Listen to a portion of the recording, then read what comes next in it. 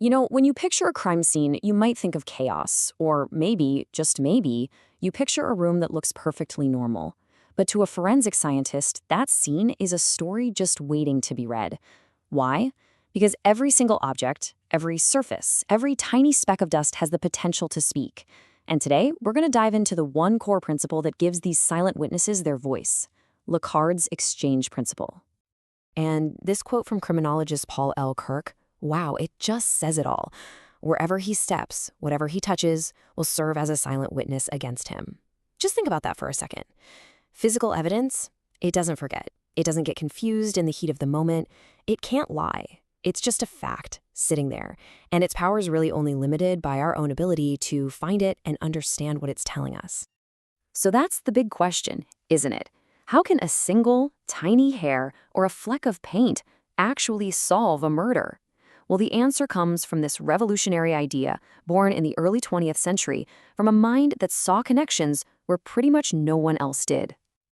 To really get this powerful idea, we need to hop in our time machine and meet the man behind it all.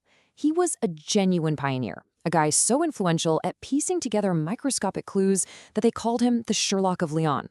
And yeah, he absolutely changed crime solving forever. And here he is, Dr. Edmond Locard, a French scientist who was so ridiculously brilliant at taking the tiniest, almost invisible clues and weaving them into a story that he earned that amazing nickname. And just like the fictional detective, Locard's genius wasn't some complex formula. Nope, it came from a simple but totally profound observation about how the world works. So what Locard figured out is now quite literally the bedrock of all forensic science. And it's an idea so intuitive, so obvious once you hear it, you'll kind of wonder why you didn't think of it yourself. The principle is just beautifully simple. Every contact leaves a trace. And there it is. This is the heart of everything. At its core, Locard's exchange principle just states that anytime two things come into contact, there's going to be an exchange of material. The person who commits a crime will always leave something of themselves behind, and they will always take something from the scene away with them.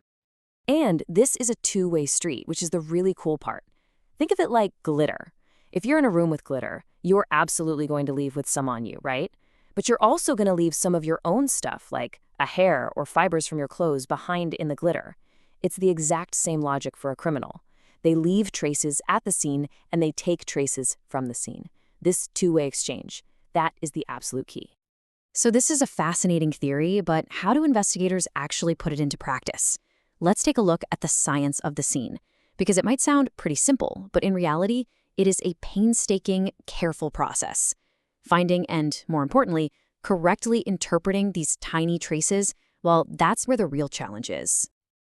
It's an incredibly systematic process. First, sealing the scene. This is absolutely crucial because the biggest weakness of this principle is contamination. A stray fiber from an EMT, a footprint from a police officer, it can totally mess up the story. So first, they lock it down. Then they document everything, photos, video, sketches, before a single thing is moved. And only after all that does the meticulous hunt for those microscopic silent witnesses begin. And what are they looking for? Well, it could be the obvious stuff like fingerprints and blood, but more often it's the incredibly subtle things.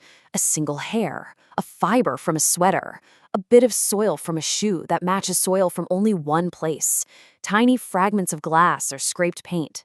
Every single one of these items is a potential link, a silent witness, that can connect a suspect directly to the crime. Okay, but let's be real. Locard was working over 100 years ago in a world of physical clues. Surely his principle doesn't apply to our modern digital world, right? Well, you might be surprised. The principle is actually more relevant now than it has ever been.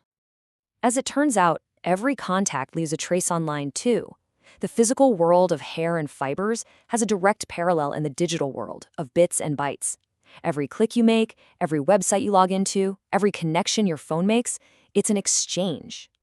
Think about it. Instead of leaving a physical footprint in the dirt, you leave a digital one, your IP address. Instead of a clothing fiber, you might leave behind a tiny digital file fragment or email metadata. Every login creates a timestamp.